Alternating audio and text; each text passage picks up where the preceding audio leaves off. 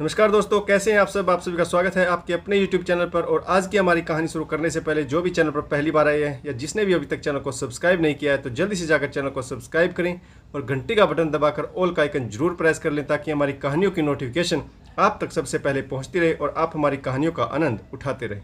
तो दोस्तों, अगर आपको हमारी कहानियाँ अच्छी लगती हैं, लाइक शेयर और कमेंट्स करना ना भूलें ताकि हमारा भी हौसला बढ़ता रहे और हम आपके लिए नई नई कहानियाँ लेकर आते रहें। तो चलिए शुरू करते हैं आज की एक और बेहतरीन कहानी। देखिए भारती, अब हल्के में ना लें। आपकी स्थिति को देखते हुए तो मैं कहना चाहूँगी कि अब आप ऑपरेशन करा ही लें, नहीं तो बाद में दूसरी उलझनें बढ़ सकती हैं। अभी ऑपरेशन कैसे संभव है डॉक्टर? स्कूल में बच्चों की परीक्षाएं होनी हैं, फिर स्कूल की सारी जिम्मेदारी भी तो है। देखिए, अब आपको यह तय करना ही होगा कि आपका स्वास्थ्य अधिक महत्वपूर्ण है या काम। अब तो दवाइयों के जोर पर आप ऑपरेशन टालती रहीं, पर अब तो यूट्रस को निकलवाने के अलावा और कोई चारा नहीं है। डॉक्टर प्रभा का स्वर अभी भी गंभीर ही था। ठीक है डॉक्टर, अब इस बारे में सोचना होगा। नर्सिंग होम से बाहर आते आते भारती भी अपनी बीमारी को लेकर गंभीर हो गई थी। क्या हुआ दीदी, हो गया चेकअप? भारती के गाड़ी में बैठते ही प्रीति ने पूछा। प्रीति अब भारती की सहायक कम छोटी बहन अधिक हो गई थी और ऊपर वाले फ्लैट में ही रह रही थी, तो भारती उसे भी साथ ले आई थी। कुछ नहीं, डॉक्टर तो ऑपरेशन कराने पर जोर दे रही है, भारती ने थके स्वर में कहा। कुछ देर चुप रही। चुप्पी तोड़ते हुए प्रीति ने कहा, दीदी आप ऑपरेशन करा ही लो। कल रात को भी आप दर्द से काफ़ी तड़फ रही थी। रही बात स्कूल की, तो हम सब और टीचर्स हैं ही सब संभाल लेंगे। फिर अगर बड़ा ऑपरेशन है तो इस छोटी की जगह में क्यों, आप दिल्ली ही जाकर आओ ना, वहाँ तो सारी सुविधाएं। भारती अब कुछ सहज हो गई थी। हाँ, इसी बहाने कुछ दिन बच्चों व अपने घर परिवार के साथ रहने को मिल जाएगा। वैसे तो छुट्टी मिल नहीं पाती। किशोर उम्र के बच्चों का ध्यान आता है तो कभी कभी लगता है कि बच्चों को जितना समय देना चाहिए था दिया नहीं। मन में कसक सी उठती है। रोहित 12वीं में है, कैरियर ईयर है। रश्मि भी 9वीं कक्षा में आ गई। यहाँ इस स्कूल की प्रिंसिपल हूँ, इतने बच्चों को संभाल रही हूँ, पर अपने स्वयं के बच्चे जैसे छूट से गए। तुम ठीक कह रही हो प्रीति, मैं आज ही अजय को फ़ोन करती हूँ, फिर छुट्टी के लिए आवेदन करूँगी। स्कूल में कौन सा काम किसको संभालना है।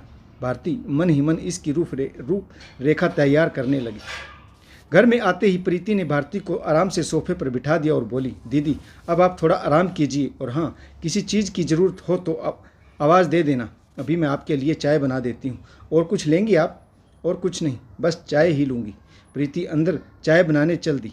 सोफे पर पैर फैलाकर बैठी भारती को चाय देकर प्रीति ऊपर चली गई तो भारती ने घर का फ़ोन मिलाया। मम्मा, पापा तो अभी ऑफिस से आए नहीं और भैया कोचिंग के लिए गया हुआ है, रश्मि ने फ़ोन पर बताया और बोली।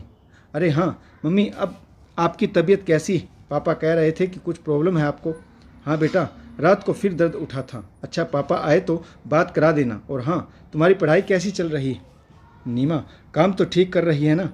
अब ओके है, सब ओके है मम्मी। भारती ने फ़ोन रख दिया। घड़ी पर नज़र गई, अभी तो 7 ही बजे। अजय 8 बजे तक आएंगे। नौकरानी खाना बनाकर रख गई थी, पर अभी खाने का मन नहीं था। सोचा डायरी उठाकर नोट कर ले कि स्कूल में कौन सा काम किसको देना है। दिल्ली जाने का मतलब है कम से कम महीने भर की छुट्टी, क्या पता और ज़्यादा समय भी लग जाए। फिर मन पति और बच्चों में उलझता चला गया। 6-7 महीने पहले जब इस छोटे से पहाड़ी शहर में उसे स्कूल की प्रधानाचार्य बनाकर भेजा गया था, तब बिल्कुल मन नहीं था उसका घर परिवार छोड़ने का। तब भारती ने पति से कहा भी, बच्चे बड़े हो रहे हैं अजय, उन्हें छोड़ना फिर वहाँ अकेले रहना क्या हमारे परिवार के लिए ठीक होगा?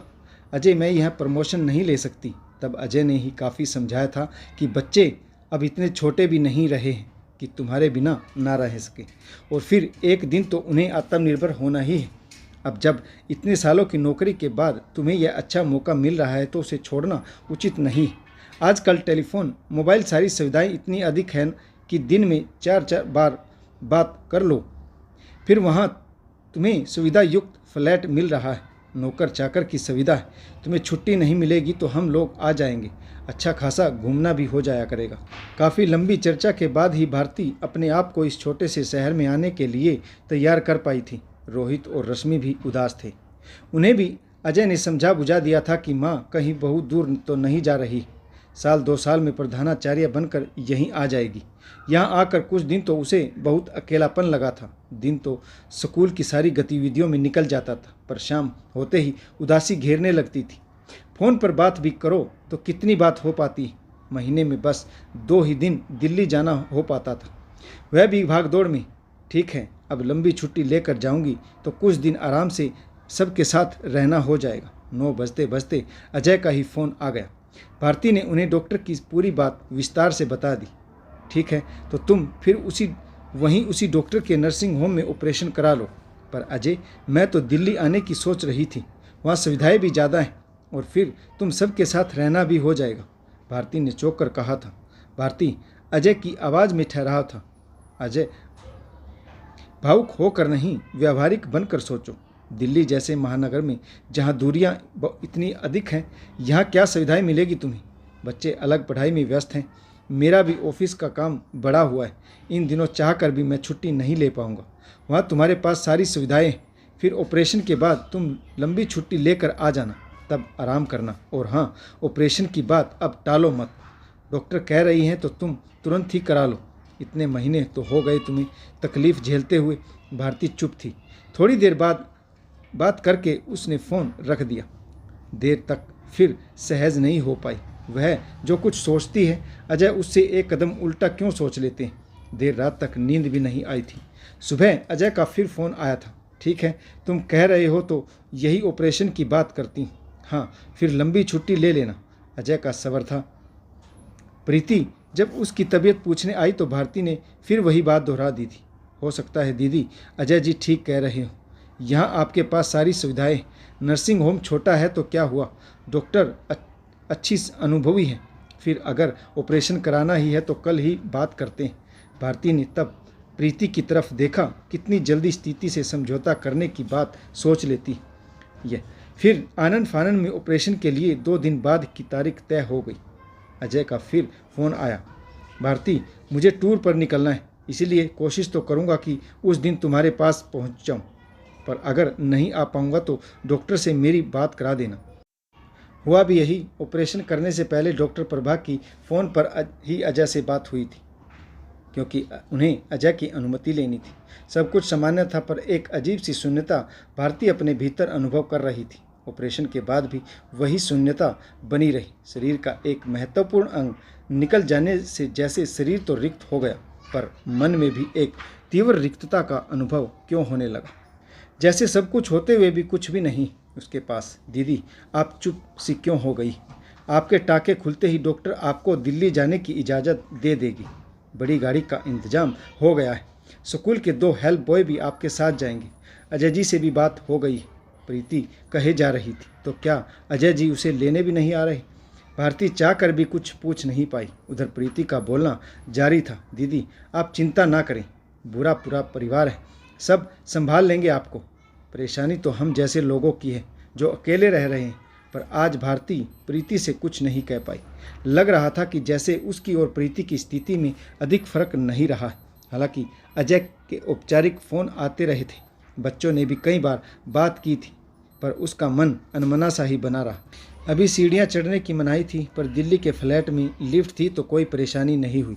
चलो, घर आ गई हो तुम, अब आराम करो। अजय की मुस्कुराहट भी आज भारती को ओढ़ी हुई लग रही थी। बच्चे भी 2 बार आकर कमरे में मिल गए। फिर रोहित को दोस्त के यहाँ जाना था और रश्मि को डांस स्कूल में। अजय तो व्यस्त थे ही। नौकरानी आकर भारती के कपड़े बदलवा गई। फिर वही अकेलापन था। शायद यहाँ और वहाँ की परिस्थिति में कोई खास फर्क नहीं था। वहाँ तो फिर भी स्कूल के स्टाफ के लोग थे जो संभाल जाते। प्रीति एक आवाज़ देते ही नीचे आ जाती, पर यहाँ तो दिन भर वही रिक्तता थी। बच्चे आते भी तो अपने पापा को घेर कर बैठे रहते। उनके कमरे से आवाज़ें आती रहती, रश्मि के चहकने की, रोहित के हंसने की। शायद अब ना तो अजय के पास भारती से बतियाने का समय है और ना ही बैठने का, और न ही बच्चों के पास। आखिर यह हुआ क्या है? 2 ही दिन में उसे लगने लगा कि जैसे उसका दम घुटा जा रहा है। उस दिन सुबह बाथरूम में जाने के लिए उठी ही थी कि पास के स्टूल से ठोकर लगी और एक चीख सी निकल गई थी। दरवाजे का सहारा नहीं लिया होता तो शायद गिर ही पड़ती। क्या हुआ, क्या हुआ? अजय यह कहते हुए बालकनी से अंदर की ओर दौड़े। कुछ नहीं, वह हाँफते हुए कुर्सी पर बैठ गई। भारती, तुम्हें अकेले उठकर जाने की क्या ज़रूरत थी? इतने लोग हैं, आवाज़ दे देती। कहीं गिर जाती तो और मुसीबत खड़ी हो जाती। अजय का सवर उसे और भीतर तक बिंद गया था। मुसीबत? हाँ, अब मुसीबत सी ही तो हो गई हूँ मैं। परिवार, बच्चे सबके होते हुए भी कोई नहीं है मेरे पास। किसी को परवाह नहीं है मेरी। चीख के साथ ही अब तक का रोका हुआ रुदन भी फूट पड़ा था। भारती, क्या हो गया है तुम्हें? कौन नहीं है तुम्हारे पास? हम सब है तो, परंतु लगता है कि बीमारी ने तुम्हें चिड़चिड़ा बना दिया है। हाँ, चिड़चिड़ी हो गई हूँ मैं। अब समझ में आया कि इस घर में मेरी अहमियत क्या है। इतना बड़ा ऑपरेशन हो गया, कोई देखने भी नहीं आया। यहाँ अकेली इस कमरे में लवारिस की तरह पड़ी रहती हूँ। किसी के पास समय नहीं है मुझसे बात करने का, पास बैठने का। भारती, अनावश्यक बातों को तूल मत दो। हम सबको तुम्हारी चिंता है, तुम्हारे आराम में विघ्न ना हो, इसीलिए कमरे में नहीं आते। सारा ध्यान तो रख ही रहे हैं। रही बात वहाँ आने की, तो तुम जानती ही हो कि सबकी दिनचर्या है। फिर नौकरी करने का, वहाँ जाने का निर्णय भी तो तुम्हारा ही था। इतना बोलकर अजय तेजी से कमरे से बाहर निकल गई। सन रह गई भारती। इतना सफ़ेद झूठ। उसने तो कभी नौकरी की इच्छा भी नहीं की थी। ब्याह कर आई तो ससुराल की मजबूरियाँ थी, तंग हाली थी। 2 छोटे देवर, नंद, सबकी जिम्मेदारी अजय पर थी। सास की इच्छा थी कि बहू पढ़ी लिखी है तो नौकरी कर ले, 2 पैसे घर में आएंगे तो घर की माली हालत सुधर जाएगी। तब भी कई बार हुक सी उठी मन में। सुबह से शाम तक काम से थक कर लौटती तो घर के और काम इकट्ठे हो जाते। अपने स्वयं के बच्चों को खिलाने का, उनके साथ खेलने का समय नहीं होता था। मेरे पास तो दुख होता कि अपने ही बच्चों का बालपन नहीं देख पाई। फिर यह बाहर की पोस्टिंग, भारती का तो कतई मन नहीं था घर छोड़ने का। यह तो अजय की ही जिद थी, पर कितनी चालाकी से सारा दोष उसी के माथे मढ़कर चल दी। इच्छा हो रही है कि चीख चीख कर रो पड़े, पर यहाँ तो सुनने वाला कोई भी नहीं था। पता नहीं बच्चों से भी अजय ने क्या कहा था। शाम को रश्मि और रोहित उसके पास आए। मम्मी, प्लीज़ आप पापा से मत लड़ा करो। सुबह आप इतनी ज़ोर ज़ोर से चिल्ला रही थी कि आस पड़ोस तक सुन ले। कौन कहेगा कि आप एक संप्रभात स्कूल की प्रिंसिपल हो? रोहित कहे जा रहा था। ठीक है, आप बीमार हो तो हम सब आपका ध्यान रख ही रहे हैं। यहाँ पापा ही है तो हैं जो हम सबको संभाल रहे हैं। आप तो वैसे भी वहाँ आराम से रह रही हो और यहाँ आकर पापा से ही लड़ रही हो। विस्फारित नेत्रों से देखती भारती सोचने लगी कि अजय ने बच्चों को भी अपनी ओर कर लिया है। अकेली है वह, सिर्फ वह, उसका त्याग किसी को दिखाई नहीं देता। इन दूरियों ने भारती को परिवार से भी बड़ी दूर कर दिया है। काफ़ी देर तक रोती रही, अंतर्मन के द्वंद्व से जूझती रही। वह क्या करे?